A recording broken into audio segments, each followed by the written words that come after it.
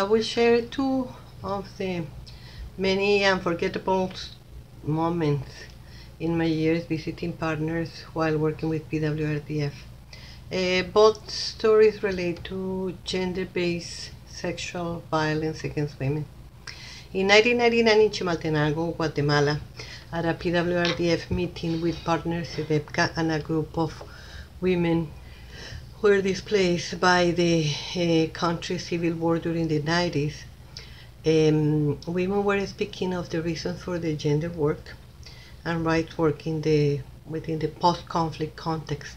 One of the women started to describe the horror her community, her family, and herself experienced when the army entered and devastated their mountain village.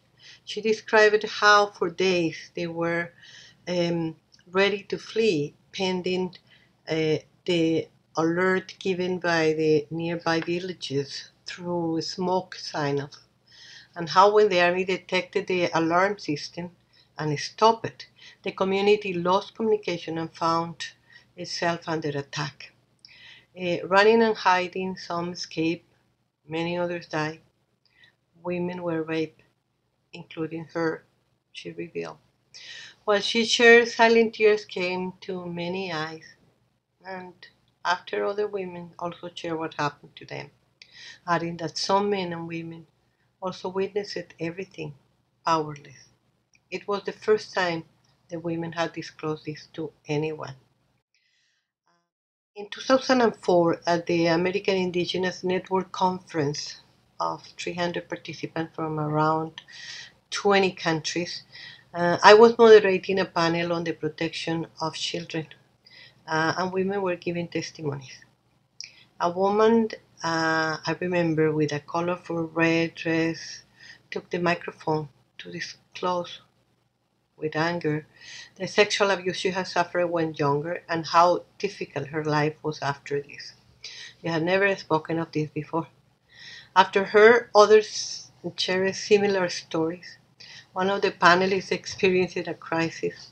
Then other women came to care for her on the stage.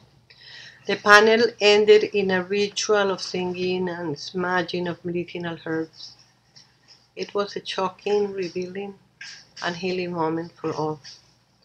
Women could keep silent for decades on sexual assault and rape. I admired their courage to make public their pain and their silence. Unfortunately, the perpetrators were not around to witness this testimony. We need to strengthen women, yes, but to address the root causes, we need to call on men for accountability and to demand a world where women flourish with their capacities and talents undamaged by men. PWR support to gender rights and equity for gender transformation is priceless in a world where sexual assault and rape of girls and women, fueled by power, gender, race discrimination, and harshly manifested in conflict situations, are so prevalent, no matter the country, the ethnicity, or the social class. Empowering women and girls and inspiring men to transform their imbalanced relationship is key to ending gender-based violence. I'm grateful and glad to have been part of this work and witness.